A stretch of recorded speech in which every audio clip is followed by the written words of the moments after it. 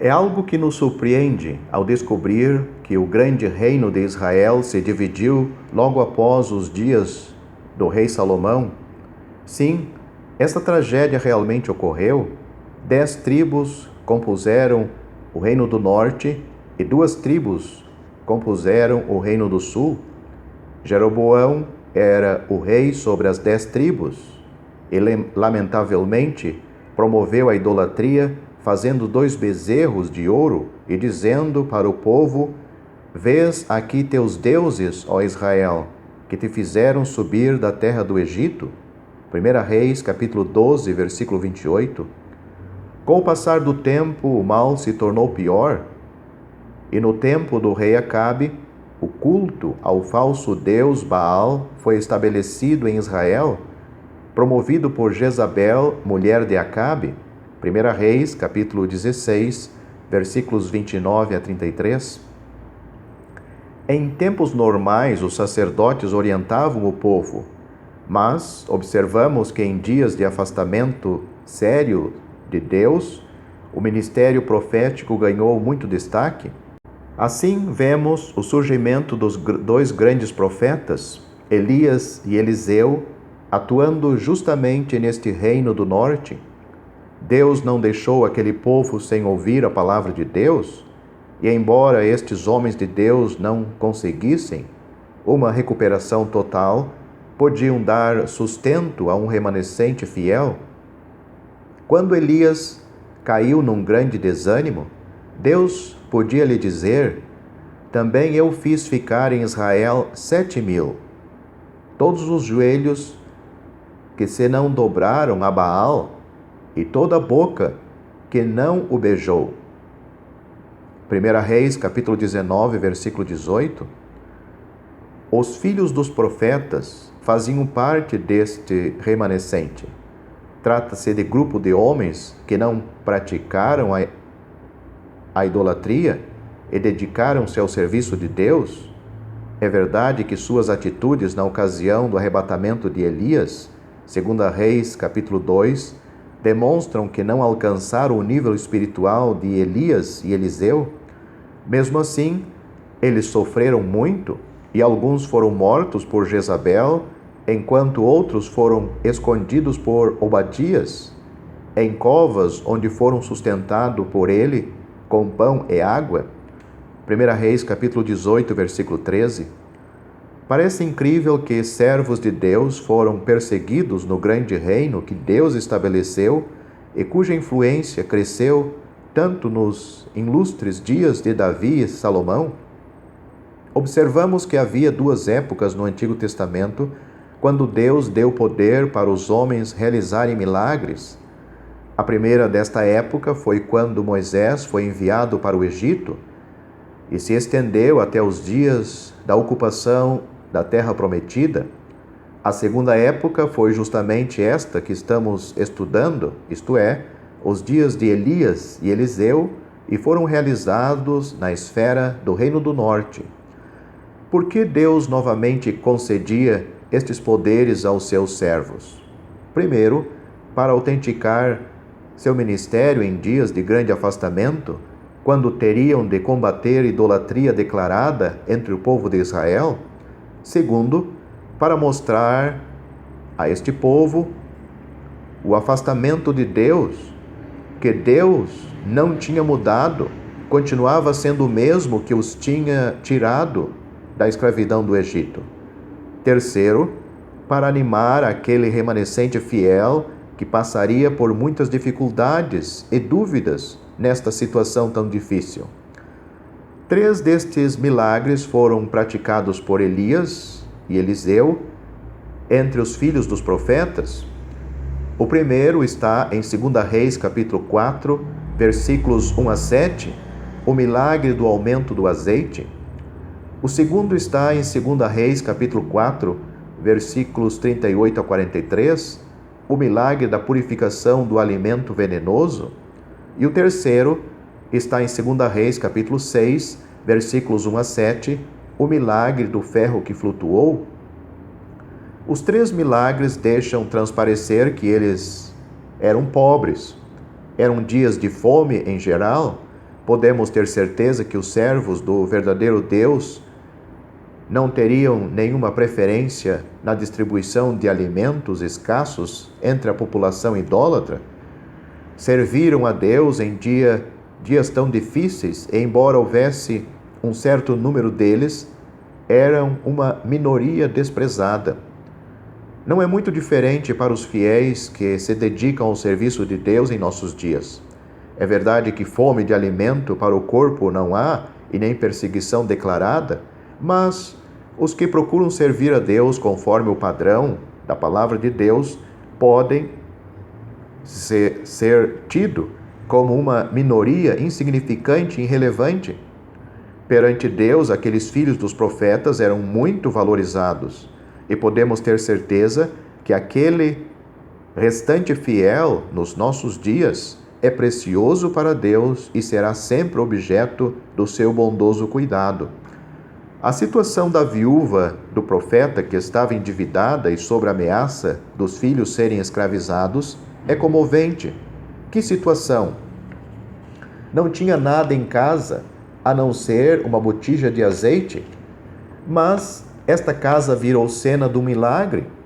Eliseu mandou que ela pedisse tantos vasos quanto pudesse.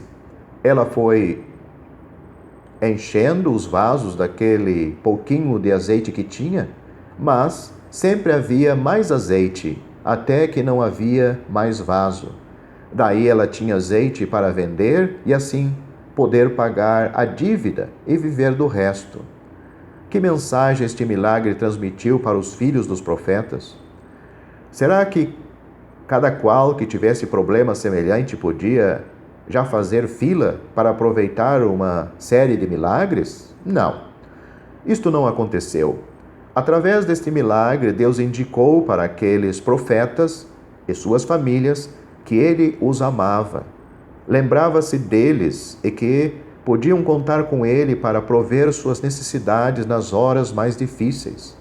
Não podemos deixar de observar como Deus se compadeceu da viúva.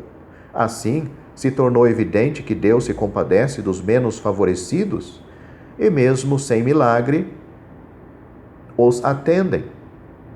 Quando o moço de Eliseu saiu a apanhar ervas para fazer uma refeição para os profetas, houve um certo descuido. É verdade que era dias de fome, mas mesmo assim não convinha pegar ervas de qualquer parra brava. Versículo 39. Mas é isso que o moço fez. O resultado não podia ser outro. A refeição ficou envenenada e houve o clamor, a morte na panela. O clamor foi ouvido por Eliseu, que imediatamente introduziu farinha na panela, que milagrosamente neutralizou o efeito das ervas venenosas, e o povo comeu. Tinha sido um dia tão bom. Os filhos dos profetas estavam sentados na presença de Eliseu. Podemos imaginar a rica instrução que ele transmitiu naquela ocasião tão importante? Mas deu errado. Houve este descuido. Porém, Deus interveio para resolver o problema do lanche. Será que isto quer dizer que daí para frente Deus faria um milagre semelhante na hora de qualquer situação destas? Não. Mas através deste milagre, Deus indicou claramente que Ele estava com seus servos. Sabia de suas fraquezas, mas nem por isso deixou de ajudá-los, até mesmo no simples preparo de uma refeição. Há sinais de ânimo em capítulo 6 e versículo 1 de 2 Reis. Os filhos dos profetas estão em expansão, dizem que o lugar em que habitam é estreito, assim resolvem ir para o Jordão para fazer um lugar para habitar ali. Pelo que lemos, é evidente que seria um lugar muito simples. Logo, iniciaram o serviço, mas deu errado e o ferro do machado de um trabalhador se desprendeu e caiu na água. Pior ainda, era emprestado. O homem de Deus, isto é, Eliseu, cortou um pau e o lançou na água onde o ferro tinha caído e fez nadar o ferro. Será que isto indica e significa que daí para frente Na eventualidade de qualquer imprevisto dessa natureza, os homens podiam esperar um milagre semelhante? Não.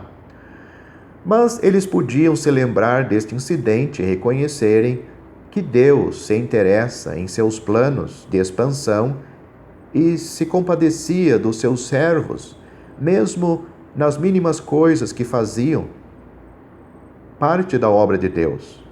Se um profeta precisasse proferir um discurso, podia contar com Deus. Mas, também, precisando derrubar uma viga, que parece algo tão simples, podia contar com a ajuda de Deus da mesma maneira. Vamos acrescentar a esta meditação sobre os filhos dos profetas um breve estudo sobre o homem de Deus, Elias. Em mais de 30 ocasiões, em 2 Reis, o termo homem de Deus é usado sobre ele. Parece que o conceito do homem de Deus atingiu seus níveis mais altos na vida dele. Como as características de Deus se manifestaram nele. Parecia carregar a presença de Deus consigo, onde quer que ele fosse. Veja, por exemplo, sua influência na casa da Sunamita, em 2 Reis, capítulo 4, versículos 8 a 37. Pense na atenção dada por ele aos filhos dos profetas e observe também como ele discerniu exatamente o momento apropriado em que Deus o usaria para fazer um milagre. É impressionante descobrir na palavra de Deus quão perto um homem pode se aproximar de Deus e até que ponto Deus pode reproduzir em seu servo algo do seu caráter nobre e santo. Sem dúvida, para ter uma intimidade destas com Deus, há um preço a pagar, mas, para entender um pouco mais sobre o caso de Eliseu, podemos retroceder àquela hora em que ele pediu a porção dobrada do espírito de Elias. Isto ocorreu momentos antes da partida deste. Em 2 Reis, capítulo 2, versículos 9 a 11, Elias respondeu que tinha pedido algo difícil, mas que se ouvisse quando fosse tomado dele, seria concedido. Parece que aqui está o segredo. Dependia de Eliseu ter a visão do mundo invisível. Foi-lhe concedido e a visão celestial o transformou. Podemos ter certeza que os 3 discípulos que no Monte da Transfiguração viram a glória do Senhor Jesus e sentiram o ambiente do mundo invisível foram transformados a partir daquele dia. De Moisés diz em Hebreus capítulo 11, versículo 27, que ficou firme como vendo o invisível. É assim para todos nós que queremos desfrutar mais do poder de Deus nas nossas vidas.